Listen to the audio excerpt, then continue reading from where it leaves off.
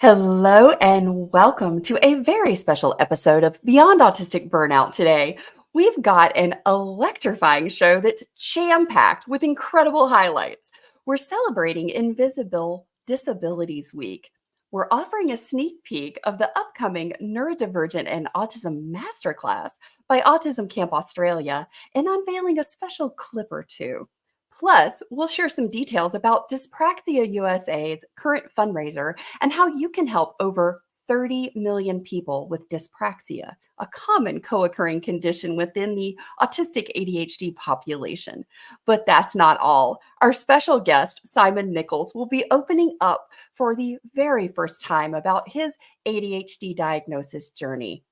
This conversation on the 7 stages of acceptance as a late identified ADHD adult is one you won't want to miss. Stay tuned for an inspiring and powerful episode.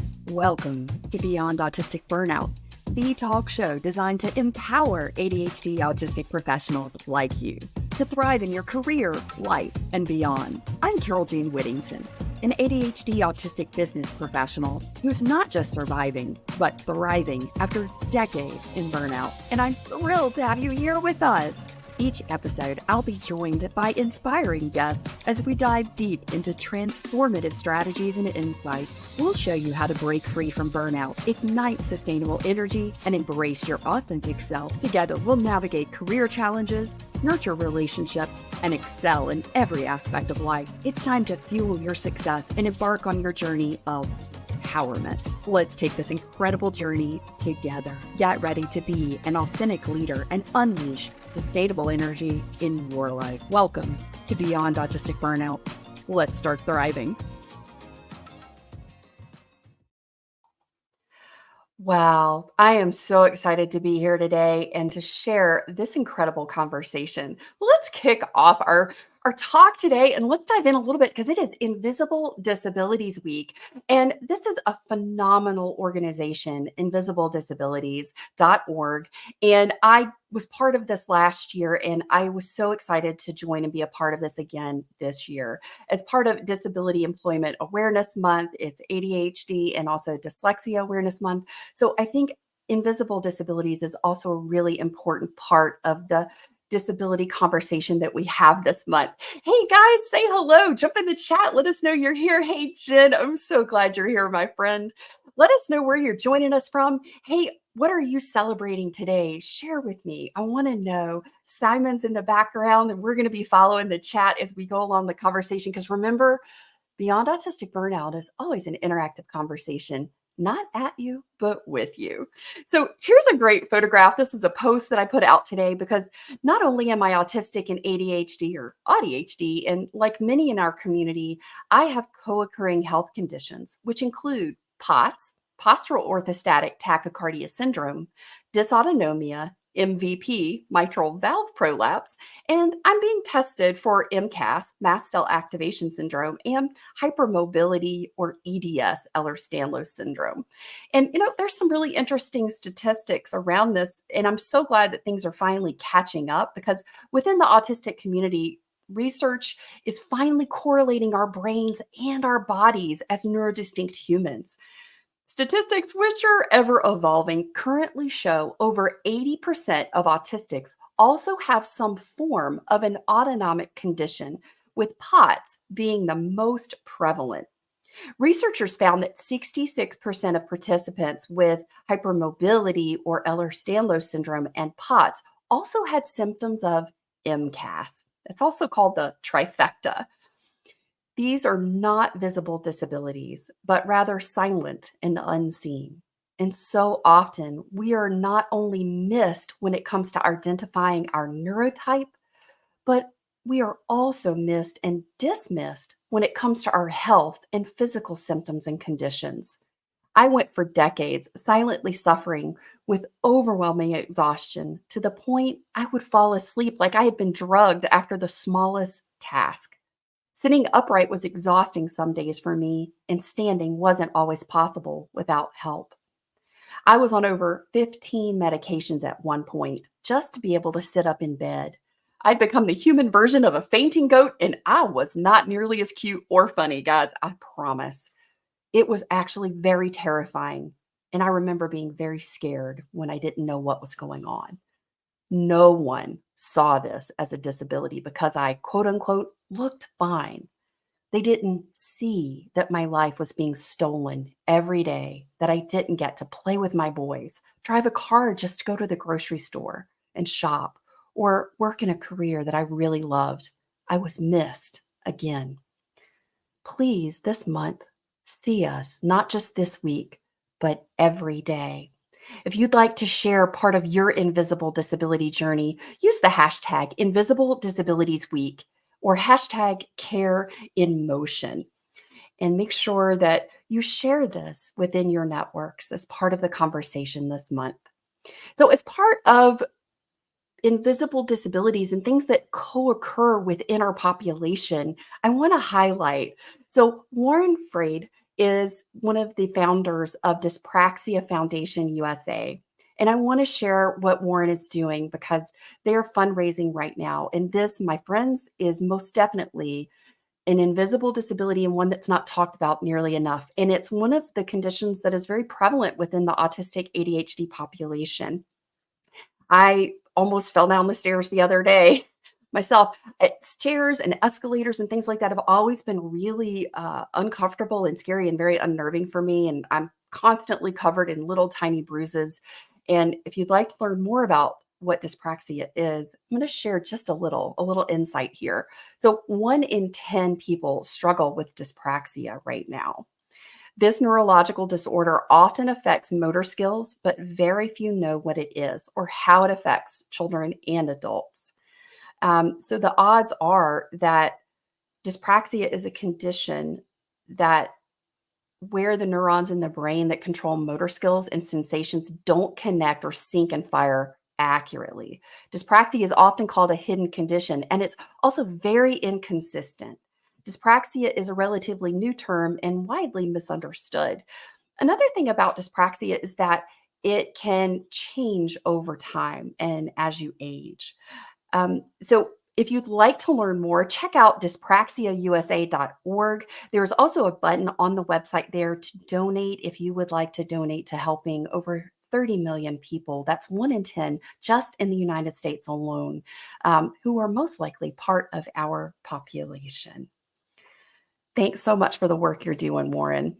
Hey, Kim, I see you out there. Oh, autoimmune issues are rising, and I'm ready to keep working on a health journey. Yeah, absolutely, Kim. And it really is this uncovering. Oh, we got Bo joining us from Chicago. Hey, hey. Oh, man, working on late diagnosed ADHD are awesome. So glad that you're here joining us. So, I've got some fun stuff I'm going to start sharing on Tuesdays as part of our segment when we start because I want to share some incredible humans with you guys. So, I am part of 27 other global advocates and experts in the field of neurodiversity and autism. And we are part of the Autism and Neurodiversity MasterClass. And this is going to be launching later this month. And you can go learn more at autismmasterclass.com. But I always like to share some extra little things with you guys because I love to share and love on y'all and let you know what's happening in the world. So I'm going to kick off with my good friend Callum Howes. So this is Callum Stephen Howes. He's known as Autistic Callum. Callum is, oh, he's such a beautiful person. I love him. Callum is an autistic ADHD writer, creator, and self-advocate based in the UK. He was diagnosed autistic in his teens and ADHD last year at the age of 26. He creates uplifting and educational content on autism, ADHD, mental health, and LGBTQ plus issues, exploring sensitive issues with tact and celebrating neurodivergent and queer culture with candid humor. So I'd love to share his clip from Autism Masterclass. I think that we need more autistic voices represented in a range of settings. There are so many brilliant autistic advocates out there on social media platforms and who are interviewed in articles. It is really great to, I think, see autistic voices and perspectives in as many places as possible.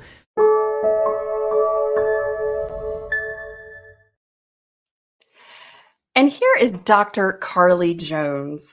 Carly is a British American advocate working in the field since 2008. She was discovered autistic at 32 years of age. Her advocacy work for the inclusion of autistic women and girls has involved media news, interviews, guest speaking at universities, and at the UK Parliament.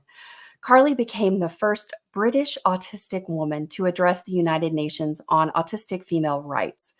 She was made an MBE in the 2017 New Year's Honors List for services to autism. Join me as you meet.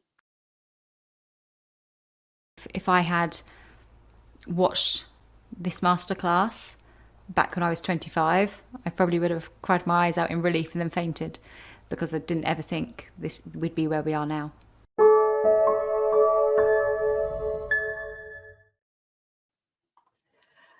Oh, I hope this is getting you guys excited for the Neurodivergent and Autism Masterclass launching later this month. So I'll keep sharing clips and highlights on my social media, as well as here in the talk show every week, to kind of introduce you to 27 of the other amazing rock stars who are part of this incredible project. Oh my gosh, y'all, we are here. We are going to invite our gorgeous guests to the stage in just a sec. Friends, please join me in welcoming our fabulous guest, Simon Nichols, to today's episode. Simon's journey is nothing short of inspiring. With 26 years of experience in corporate IT sales and marketing, he decided it was time to follow his passion for helping individuals manage their mental health effectively. His deep understanding of how organizations and management handle mental health, combined with his senior management expertise, grants him a unique perspective. Simon believes that to truly maximize your team's potential, you must tap into their distinctive personalities and skill sets. Inclusivity, neurodivergence, mentoring, teaching, and support are the 5 pillars of his approach to life and work. Today, he's here to share his ADHD diagnosis story and discuss the 7 stages of acceptance as a late identified adult. Welcome to the show, Simon. Oh my gosh, you got to share with me this fabulous story behind the picture that we see here. So Simon is like really suited up in his slicker. He's got his thumbs up. He's got a big crew of people walking behind him. Looks like out in the country. And it's a rainy kind of blistery day, like Winnie the Pooh would say. Yeah, so that was taken last week. It's a recent photograph. So, first of all, thank you so much for having me. I'm really excited here. That picture was taken on Shetland. Shetland Isles are the most northerly part of the UK, and it's known for its inclement weather. The reason that it was we were walking down that particular track, because the other thing you might have noticed was one of the chaps who was walking behind me had a pair of binoculars on. I know it looks like we were hunting, but we weren't. We were, but we were hunting with binoculars and cameras. So we were actually going to see a bird called a white thrush. Okay, now a white thrush this time of year should be anywhere between China and the Indian foothills. However, it was in a small forest in the Shetland Isles, and we were all going to see it. The rain, you can't quite grasp just how wet that was just from that photograph. Shetland is known for its horizontal rain, so you're walking along and you just get soaked. And we'd been walking for maybe 2 minutes, 3 minutes at that point, and that was it. That was we were wet all day, but we did see the white thrush, so it was all good. You did. Oh my goodness. That is really cool. You're going to have to share a picture of the bird.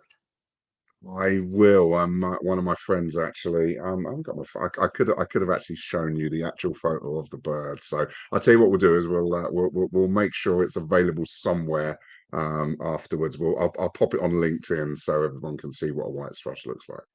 Oh, that would be amazing. I am an avid bird watcher. And it's been interesting since we moved from Kentucky back here to Alabama. This is the strangest thing. We had all kinds of birds. We attracted, I mean, everything that migrated through. I mean, all the places that we've lived, Colorado, Kentucky, even when we were here before. But something about where we are right now, all the birds are really skittish. We've moved feeders, we've changed feed, we've hung it in different places, we've done everything, and they're really shy. So we don't know if we just got to give them a little bit more time. But I always love to hear about people spotting birds and especially the unique migratory patterns that sometimes we can catch where they're not where they're supposed to be. It's incredible. I think actually in the because they're normally in China, but they have turned up on Alaska on a couple of times, so they are on the North American list. But I doubt they'd be getting as far south as you. But you never know. That's the thing about You never migration. know. You never know. We've had a ton of Canadian geese coming through, and we've got a pond right here on our property. And so, we had the windows open because it was nice and cool. And we woke up yesterday morning, and my husband looked over at me and said, "You hear them honking?" I said, "I hear them honking, honey." They were running out the front door in our pajamas to go look at them landing on the pond. We love it. Oh Beautiful. my god. So Simon, I want to kick off our conversation because we got a good, healthy competition going with our mutual friend, Chessie Kennedy. She is also one of your coworkers there at Thrive. Tell us a little bit about your TEDx talk, Big Boys Do Cry. I watched this the other day for the second time, and it is so stinking good. Oh, thank you so much. It's yeah, yeah. I just should put out there, as much as I would love you to everybody to watch it, I think it's a really good, meaningful message.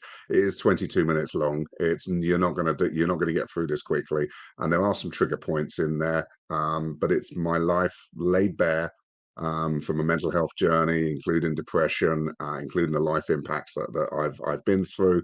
But ultimately, I wanted it to be a story of hope, a story that could inspire other people. And from the title there is it does the opening lines is me in a pet store crying, and it was I really should point out that although Chessie Kennedy has been a guest I think twice on your show, which is incredible.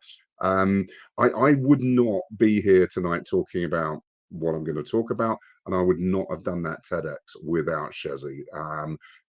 And people go, "Oh, that's really lovely that you're sort of." No, seriously, Chessie recommended me. She put me forward for the TEDx, and I got accepted. So genuinely, but that little rivalry that we talk about, because Chessie is an amazing speaker, and her TEDx is currently quite a few views ahead of mine. Not millions. We're not that viral yet, but certainly there's enough there for her to keep going. Oh, my TEDx is better than yours, Simon. And you know what? Her TEDx is better than mine. But if I can get a few more views just to get a little bit closer to her, that'd be brilliant.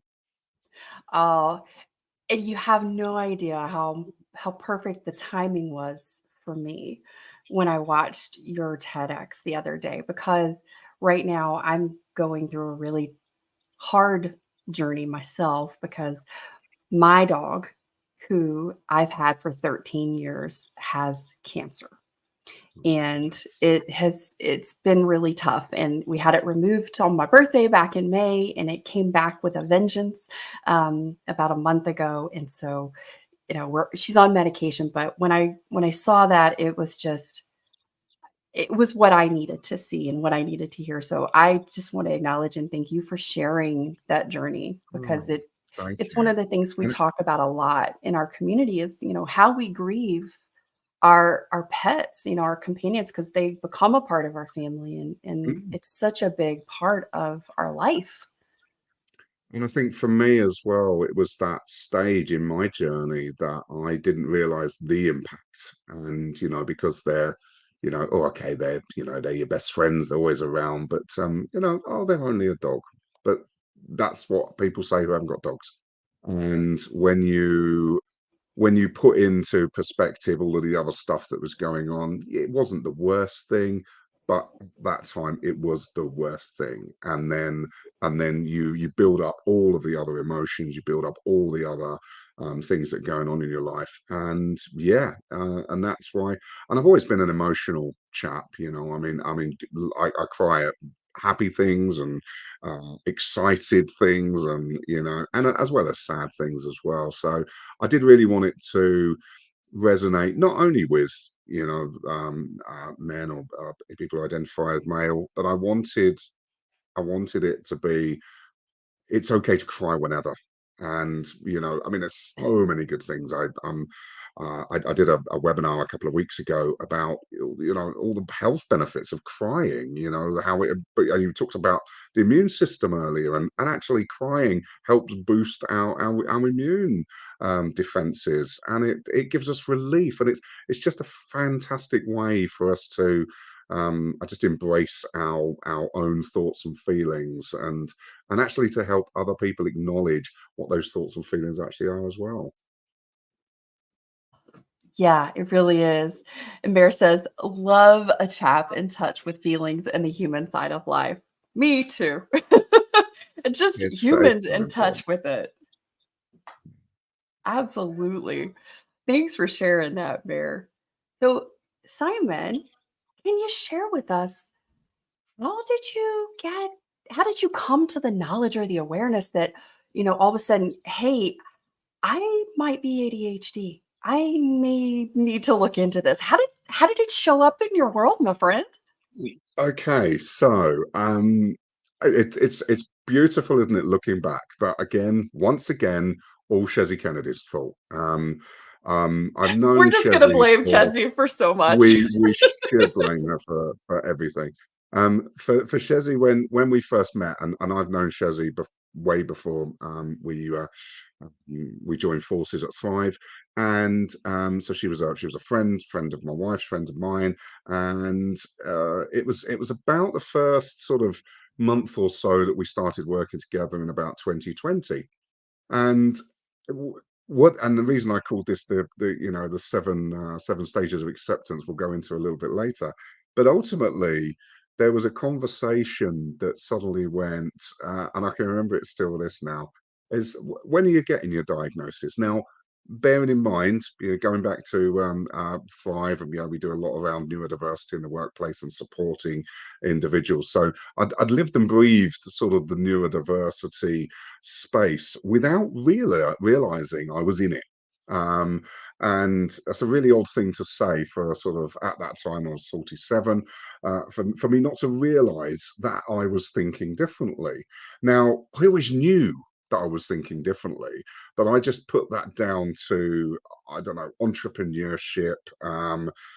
Doesn't everybody do this? All of these things were in my life that I felt, well, I weren't different. I was just, there was just ways that I had, and everybody has 127 ideas an hour, and but never acts on them. And it was only when Shezzy, who was very measured in her ways, and she said, "Are you going to get your diagnosis?" And I'm like, "What? Diagnosis for what?" And she started sending me these wonderful, the ones, the wonderful sort of, do you have ADHD? Check this out. And I sort of thought, oh, do you know what? I'll have a little look. And it's, you answer these questions, and I consistently got 9 out of 10. I think on some of them I got 10 out of 10. So I suddenly thought, yeah, I might have, something, whatever that might be. And we carried on, and we carried on, and we developed the program, and everything was going right. And I found out a lot about ADHD. I found out a lot about dyspraxia, dyslexia, dyscalculia. And even then, and we're talking probably 2022 now, and even then there was no glimmer, there was no aha moment, because I still felt got ADHD. I mean, yeah, I haven't. It's just the way that I am. And the more I learned about it, the more I got involved and was helping to support other people. And we had a lot of our instructors coming onto our program who were going to get ADHD diagnosis, who went on to get autism diagnosis. All these fantastic individuals were really starting to sort of understand their world. And there was me still, I'm not sure, Shezzy. And if you hear Shezzy, she's shouting it from the rooftops at this point. We then I can started I work. can visualize this right now. I can see her. It's like that sort of, and what's really funny now is that we because we do the training together, and you shouldn't diagnose anybody else. Okay, that's not a great thing to do, and we teach our instructors, you're not there to diagnose, but then someone will say something or they'll act some way, and they'll go, but I'm definitely not neurodiverse. And me and Shez just have this little look between us going, yeah, okay. But it's for me, it was we started working with a wonderful organization called QB Tech. Now, I don't know if you guys have heard of QB Tech. And the UK marketing director, really good friend of mine, Tom Bridge, started talking to me because obviously they do some sort of ADHD screening, etc. Start to speed up the process. And he said, why don't you have one of our tests? Why don't you have one of our QB tests? Just do it at home, no pressure, free of charge. Thanks again, Tom. And so I got the test in July. Okay. I did the test in December. So if you've ever done a procrastination checkbox on ADHD, and as I say, it was a 20-minute, it was 20 minutes, literally 20 minutes. And it was going to give me, it wasn't a diagnosis, but it gave me a propensity to, so I could go and seek a diagnosis if I so chose. But it took me 6 months to even almost open the box. And when I opened the box, I because it's an online test, and I always have to do well at tests. I don't know if there's a competitive edge in ADHD world, who knows? I always have to do really well, the perfectionist in me. So what I was prepared to do at this point was my life was going to go two ways. Number one, I was going to win. I was going to beat the test, but I didn't know what winning was. And number two, if I did beat the test and I did win, I wasn't sure what the prize was. But what I did was I did my absolute best to be whatever it was I was meant to be because I wanted to win, but I didn't know what it was. And Oh my so gosh, so I good. did things, and do you know what? I won. I was 98th percentile in this fancy thing called ADHD. And it was again, I thought I was on the ball, I was on the money, I was owning this. But again, I didn't know what I was owning. Um, and at that point, I think, and this was December 2022, so this was literally sort of 10 months has been a roller coaster for me. So when we talk about those 7 stages of acceptance, the first thing was, let's go shock and disbelief. I was like, oh, oh, all of my thoughts and the way that I've been thinking may have something to do with the way I was born. Fantastic. That was my shock and disbelief. Then came the denial. I mean, literally in about 30 seconds, and the denial that Shezzy was right. How dare Shezzy be right? There's no way, because I'm never going to hear the end of this. And then this is the biggest one, and we always know that there's a level of guilt that comes into it, because as well as taking the test, and I know nothing can be formed for that, but previously 7 months while I wasn't taking the test, I was doing a lot of research, and I looked back in my life, and that's when the guilt came in, because I realized that my rubbish timekeeping, which exists to this day, even when I was uh, before the show, I was right. Okay, I'm going to be ready 15 minutes before the show. I got out of the shower 8 minutes before the show started because I just had this disbelief. I've got time for a shower. I've got time just to go. I need to make my hair look nice. Um, and and yeah, even to this day. So the guilt really came in that of all the people that had covered for me, and I say covered for me because there was a wonderful, wonderful person I used to work with who used to set my meetings, tell me a different time for my meetings so I would be on time. And I just felt, and I used to have this really horrible saying, and people around the world globally, because I know how many people watch Carole, and they're going to say, Simon, you absolute idiot. And what I used to say was, it's okay, I'm not late, because I haven't arrived yet.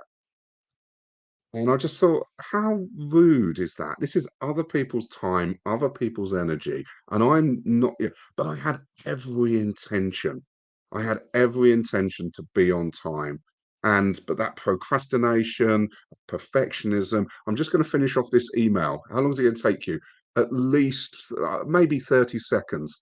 10 minutes later, and you're still working, and you've almost missed that opportunity to go out and see your friends. So I felt that real passion of upset because what do I have ADHD people? We don't like to see people upset. We don't, we want the dopamine of happy people. And so all of this started to like it really did cave in on me. And then we talk about anger and bargaining, don't we? We sort of like, oh, why have I? And for me, it was like, what? Why have I procrastinated for these 7 months? And what am I going to do about it? Because I've let these people down without realizing, based on a subset of my thoughts and the way that I'm thinking. I still have absolute belief that I'm going to get everywhere on time, and I know I don't. And I sort of started sort of talking to myself to say, well, what can I do to change? And I'm still in that actually, because my time management, I really try hard. But I probably need another help, and something else, something additional. And I think that's really where I am at the moment with that. So although I've left anger behind, I'm still in the bargaining space with my own self to say, what can I do next? Oh my gosh, so much relatability in this, and I can't thank you enough for being courageous and vulnerable and showing up in such a brave way because it's not easy, especially in, what I call the early processing phase, of going through those reflections, looking back on your life. There's shame, there's guilt, there's anger, there's sometimes even feeling of like betrayal, of like, how didn't Mm, people see this? How could somebody not have helped me sooner?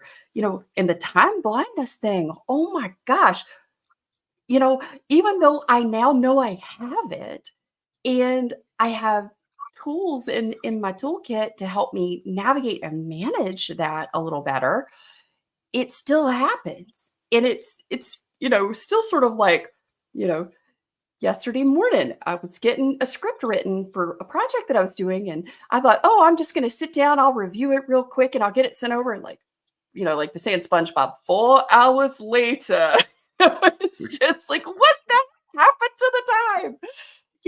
And those kind of things are just, oh, you can be so frustrated, especially, as entrepreneurs, as, and business people. It's like time, like you said, it's like time, other people's time, and our time is valuable. And it's not that we don't value it, but it gets misinterpreted or misunderstood when we have time blindness and we have a challenge with some of these time concepts. People start to think that we don't care about time, that they're not important to us. And then it starts impacting our relationships. What are some of those kind of insights maybe you've had, Simon? It's well, I mean, especially like you say, the relationships. So, just off the top of my head, my daughter Alex, I completely forgot at school once to pick up. My son James and my other daughter Jess, I don't. They could probably add it up to a day. The times that I've been late for them in terms of that cumulative effort.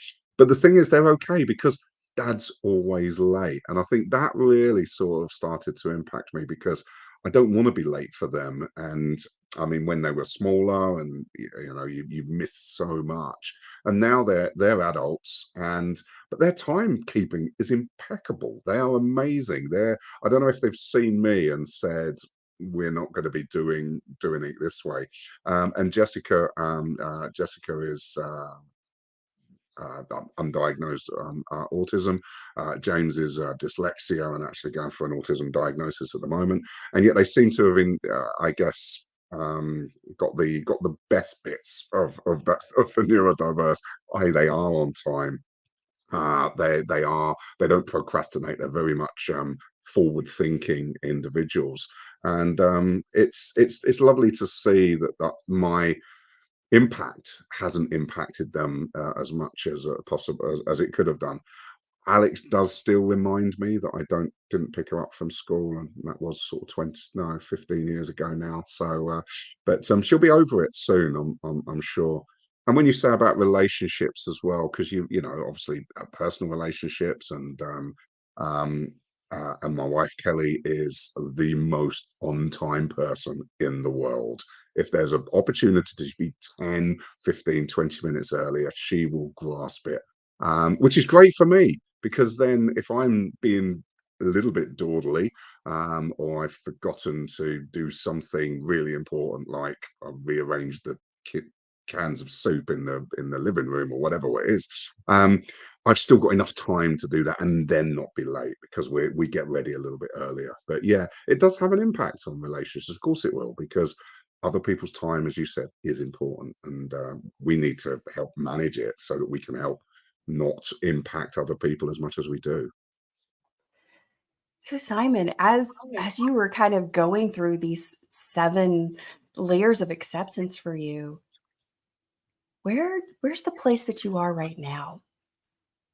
I have totally accepted who I am, and what's really interesting for me, at least, is I'm not who I was 10 years ago.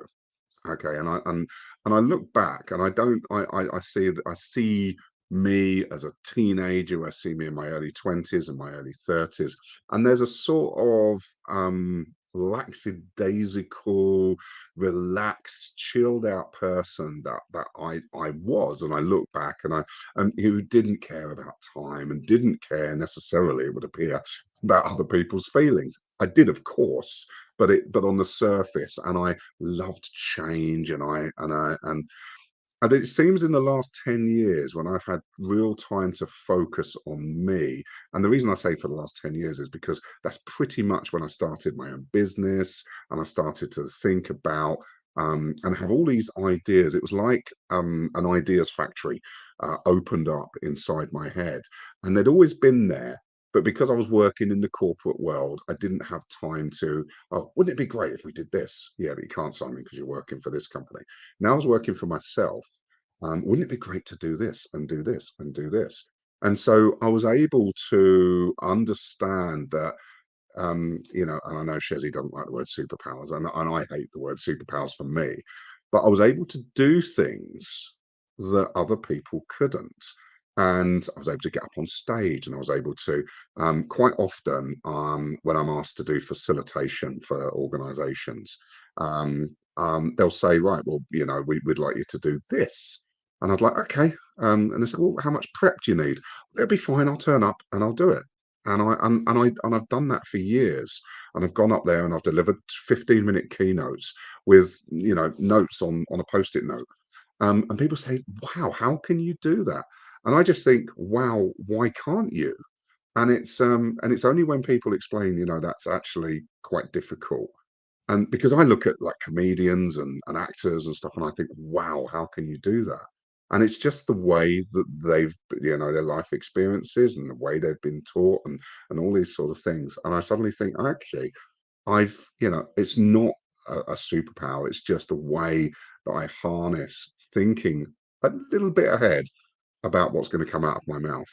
And because I've done it a lot, and I've done it in front of audiences of 1,000 people plus, I find it really easy. At the same stage, I've really started to not accept change very well. I did just the other day. My wife changed the washing up bowl. It's always been a white washing up bowl, and it was red now with handles. I'm feeling a little bit shivery about it. The Simon of 10 years ago wouldn't have cared about the washing up bowl. But suddenly, the Simon who's maybe more in touch with his feelings, has gone for a journey, and is suddenly acutely aware of how his every thought may explode into a different thought.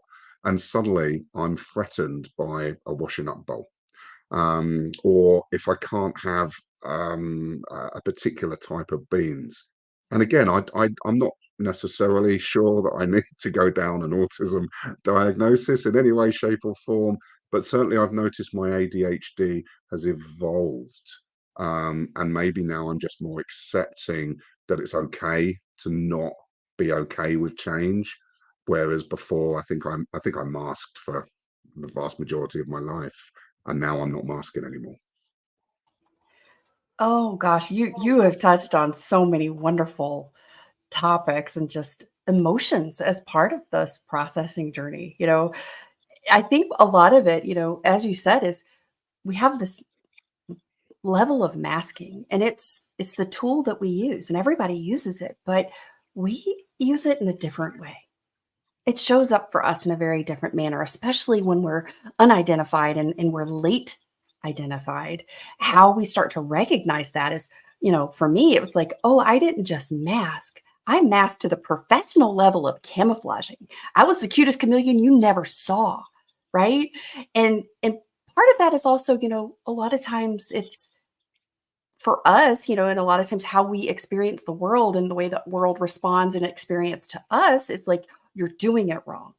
You're not fast enough, or, what took you so long to get here? Or why did it, this was like a 5-minute thing. What took you 2 weeks or 6 months, And all of that we start to internalize. And then the world doesn't feel safe and we don't feel safe. Like, I can't trust that I'm going to get someplace on time. Like, I am so hyper vigilant about the clock and my watch and making sure I'm not going to be late, and it's almost like, because I'm autistic and ADHD, it's like my friend who's in the chat, Jensen, is like, does your brain like war with itself? And I'm like, yes, it does. It has a full on conflict some days. And it's just also having that grace and the awareness of like, oh, in this moment, I really need predictability and I need consistency in these elements or aspects of my life, because my ADHD, nonlinear, very, high speed creative brain needs to be able to have some stability at its core, And I think that autistic part of me kind of roots me to have that framework. But when you don't know any of these things about yourself, you end up kind of holding it all in, and sort of like, big boys do cry. Well, you know what? So do big girls. And I didn't have to put on my big girl panties to do it. It was just like there was so much around the story I would tell myself about why I couldn't cry, because it meant I was weak. It meant I lost control of my emotions. It was all of the story that I would tell myself. So I would hold it all in. And a lot of times it would build up so much that when I did start crying, it was like uncontrollable sobbing. It was like some serious ugly crying, y'all. It was bad, ugly crying. The snooey, the mascara, the stuff everywhere. But it was like in that I can look back and I can see, because, that contrast creates such clarity. And in this moment, as I have been on this journey for the last going on 10 years, it's like, I can just give myself some grace. I can have some compassion. I can just get compassionately curious about, wonder why I was, doing that today, or how did that come up? But, I love that you've got some additional insights to kind of share around, what are the things about how can you be the best you can be and thrive? What are some of the things that you've sort of brought and has created clarity for you on this?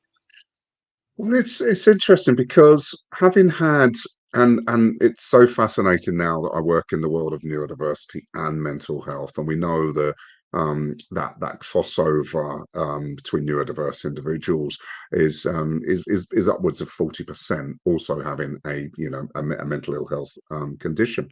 And having been through the depression, not the depression in terms of financial elements, but having been through my personal journey of depression, which is going to be like nobody else's. And this is the thing I think we put everyone into this bundle of of anxiety or stress burnout, or and we're talking about autistic or ADHD burnout. It is so different for other people, and the impacts will be different. And I always because I tell my journey as a speaker, and I tell my journey as part of what I'm doing, delivering training. And for me, it's about, well, this is what I actually this is what I took away from that journey. And for me, it was for them from taken away from depression was 15 different coping strategies, and I normally list them when I'm in the training, and you tick them off, and this and the reading and the bird watching and so on and so forth. And I've got more than 15, but I know there's a core 15 that will always make me raise that bar again in terms of looking after my mental health. And I've just started to develop those coping strategies for me. And it's, I think what I'm trying to do now is put the boundaries in place, put the boundaries and around time management, and put the boundaries around acceptance of what I can do for myself. Um, because I know that I'm going to have 110 ideas every single day, even while listening to you and hearing some of the stuff about the Dyspraxic Association. I'm like, oh, that's reminded me, I really should do that. And oh, wouldn't this be good as a collaboration with Carole? And so already my brain is I'm a big fan of Roald Dahl and Charlie and the Chocolate Factory, so I'm whiz popping at the moment. And so, but I've got to find a way to not whiz pop all the time, and I've got to understand that if I'm having 20 whiz pops, how do I hone into the one that I know is manageable? So I'm almost and I've spoken to so many incredible people who have actually gone on to full diagnosis, ADHD diagnosis, and has actually gone down a lot of the medication route. And whilst on the one hand, I'm like, wow, really, that would probably work for me. That give me clarity to focus. At the same time, at the moment, I'm still enjoying the whiz bangs. I'm still enjoying the fizz pops. And so I've just got to sort of work out now how I can enjoy that idea manifestations, but put them into buckets. Do you know what, Simon? That is never going to happen. You're never going to be able to do that. But you might be able to do this, and you might be able to do that. And I think my biggest thing at the moment is adding the word yet to anything. And so, oh, I can't do that yet. And for me, that's become a really big part of my life, because it means that, we haven't failed. We haven't, this particular angle of what we're working on hasn't succeeded. It just hasn't worked yet. It will work. We just need to think about it in a different way. So I think for me, it's working on my time management, on my time for me. I try and put 15 minutes now between all the meetings and stuff like that. And I actually try and sort of schedule in some mindfulness and some meditation, which I absolutely love. I've delivered a few breathwork webinars and a few mindfulness sessions for various companies. And I'm not I'm not an expert. But I know enough of my own support to be able to educate others, and I love that. And I think that education of others is where I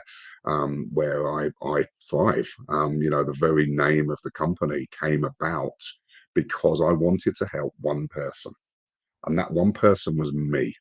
So when I created the company, I wanted to time travel. I realized I couldn't do that yet.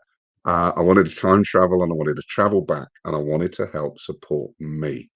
And so what I've found is that subsequently I've supported hundreds of me's, thousands of me's, and that's really where I feel my privilege has come from. And as I now embark, and we're helping to support even more neurodiverse individuals have their voice heard in the workplace, have their voice heard. Probably for the first time, we've had people who are 50, 60 break down in tears because the first time they've openly said that they're dyslexic to someone. And so having that in my life, I think is my real passion. That makes me, because I want to help someone tomorrow, and I'm going to help someone tomorrow. And having that knowledge is really impactful for me. Oh, you're speaking to my heart. Oh, so directly to my heart and my soul. I would love for you to share a little bit about the program that you have for training instructors at Thrive, because this is something that you guys have done a couple of classes through already. You and Chazzy have this wonderful group that has come out of this last one that you have. And it is such an incredible opportunity for those who are stepping into their advocacy work and really helping you spread this incredible message and thriving, spreading that one to one person every day, and that ripple effect. And, you know, when you're speaking about that, and you and Shazzy both, you're speaking to my passion drivers. You know, that is, I love the discovery, the awe of meeting new people and seeing the light that's in them, and then going, oh, well, I have this other light I want to introduce you to. And then there's this beautiful ignition. And through that, there's this combustion that ripples out into the world. And every day I wake up, my feet hit the floor, and it's, how amazing is it going to be? Because it hasn't happened yet, but it's going to. When we have a thriving, energized, ADHD, autistic, neurodistinct population in the world, how is that going to impact humanity? And you guys are doing that with this wonderful program. Would you mind sharing a little bit about that? Yeah, we're really proud of this. It's called the Neurodiversity in the Workplace Instructor Partner Program. And what we've done over the last 3 years is develop a program of webinars and workshops for the workplace. Although they are for the workplace, we know that people from home go to the workplace. So although we needed to focus it on that particular area, a lot of it is about awareness, a lot of it is about acceptance, and a lot of it is about strengths. And I think that's the real important thing. We empower. I love your opening, Sedge. We empower people to be as strong as they are in the workplace as well as at home. And what we did when we developed the training was realize that we couldn't do it alone. There was three of us, four of us in the organization, and we were being approached by very large companies. One of a very large. I'm not really allowed to say what they are, but you'll know their soft drink and their very famous Christmas advertising. Which we do with a wonderful partner of ours. And what that meant was that we were really able to impact large organizations, and you can't do that before people. So in March, we started the instructor partner program, and we're on our fourth cohort in November. And the good news is for anybody in the US, this cohort that's in November and the cohort in January are fully virtual. So you will get Shezi as your trainer, and she will train you to be an instructor partner of Thrive. So you're able to deliver the webinars, you're able to deliver the workshops as your own business unit. And the brilliant thing is we do already have an American interloper coming on to the November cohort, an amazing individual called Brian Ludden, and which we're hoping is going to be the first of many US advocates, because we don't believe this is a UK based phenomenon, as you're proving, Carole. And yet the acceptance level in many other countries, or even the understanding that people are neurodiverse, and it's not a bad thing, and we shouldn't lock them all up, which is what we see in some other certain European countries that we work with. So yeah, if anybody does want to reach out, my LinkedIn is fully open, and if you do feel that you want to make a change, make a difference out there, help that one person who's been hiding, masking their dyslexia, their autism, their ADHD, and suddenly they look at your slides because they're yours, that you're using our words, but ultimately you're doing the teaching, and they look and they go, that's me. And then they realize that they're not alone, and that loneliness and that hurt and the pain that they've been going through for so many years since they were at school, wondering why they were different, suddenly becomes clear. And then even better, you can signpost them to Carole and the team. You can signpost them to all these wonderful experts out there that can actually make a difference in their life. We just feel we're giving you the tools to make a difference. You're the one that goes out and makes the difference. So thank you so much for letting me share that. It's a real passion of mine. And it's one of mine as well. And I love to shine a light on incredible programs and projects and ways that we can step into that empowered leader that we already are. We're just unveiling some of the things that we didn't know about ourselves. So if you're out there and you're listening today or you're watching and you've joined Simon and I and you're like, you know what? I feel really, really strongly about that. This is something I want to look into. Simon has a wonderful program that he and Shezi have put together. Please do reach out. So, Simon, how do we never give up?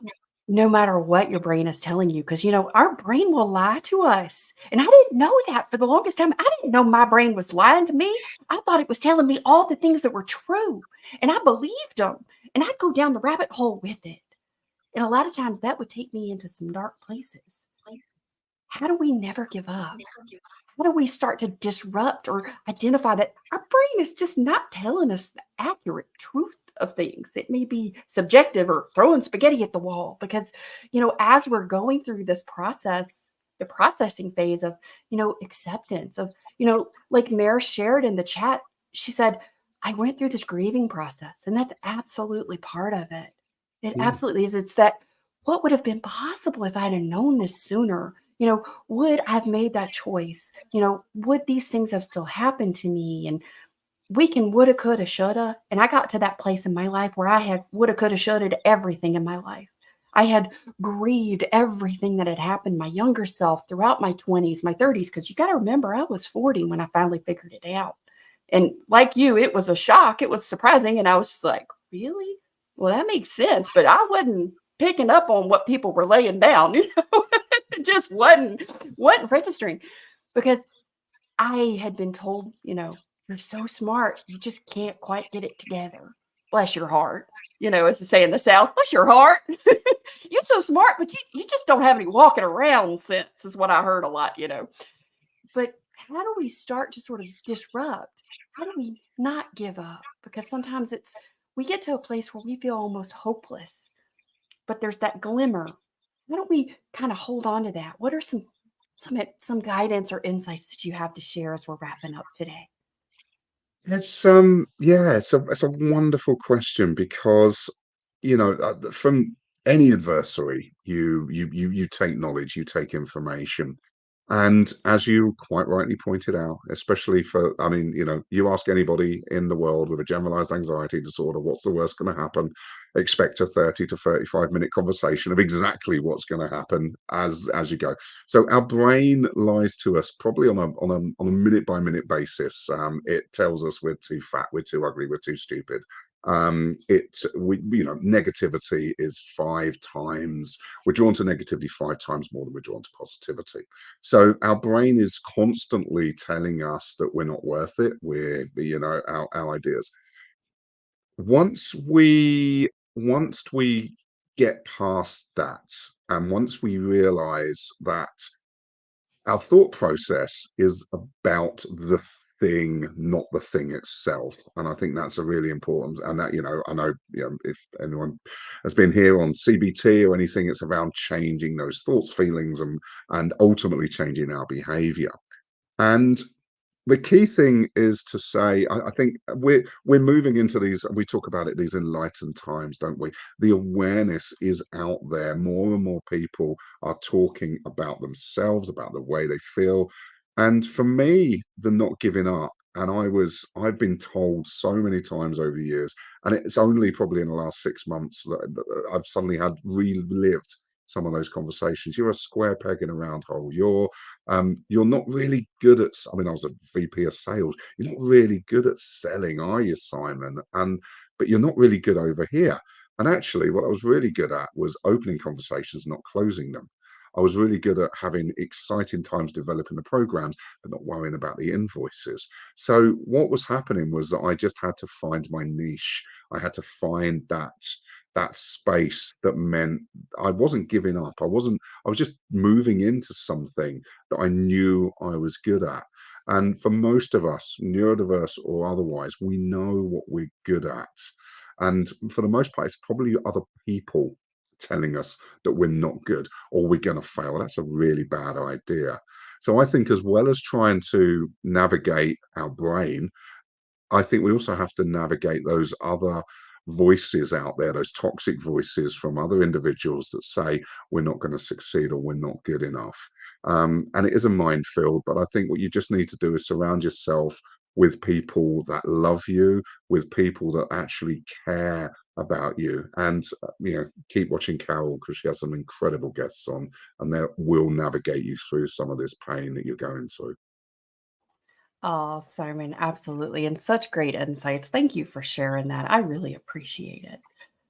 You have been an incredible guest, and I cannot thank you enough for coming and sharing your journey through ADHD and how you experienced it, what it means for you, and the whole journey through those 7 stages and steps to acceptance. Because you, my friend, have stepped into your thrive, and it is just such an absolute joy to witness and to see how you impact so many other people.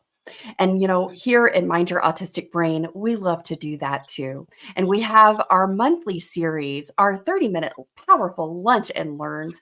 And this month for October Lunch and Learn is the incredible Judy Umlas, author of The Power of Acknowledgement and architect of the Grateful Leadership. And Judy, we had a session last week on Thursday. Holy cow, this was really spectacular. Judy worked right there live with one of our attendees and helped them come up with and decide how she was going to share how much she acknowledged and appreciated all of the things her husband had been doing for her at home to support her work and to support her late identified journey. And oh my goodness, it was so inspiring. It's so exciting. And we have invited everybody that was there Thursday to join us this Thursday to come back and share how they've been using the power of acknowledgement. And hey, if you missed it, you got a chance to join us this Thursday again at 12:30 Eastern Time. So be sure you sign up. The link is on the Mind Your Autistic Brain homepage, so you can get it there. And don't forget, Unleashing Sustainable Energy is out, where you can dive into your thrive. You can take some assessments, but you know what? So assessments are only good if we have a framework to apply them, and a framework that actually works with us and for us. And with the unveiling method, you will absolutely be able to step into the framework that works best for you. This has been a fantastic and really, really inspiring and fulfilling episode today. Gratitude flows as we come to the end of another incredible episode of Beyond Autistic Burnout. Thank you for being a part of this empowering journey, joining us in the comments section, adding your voice to this story.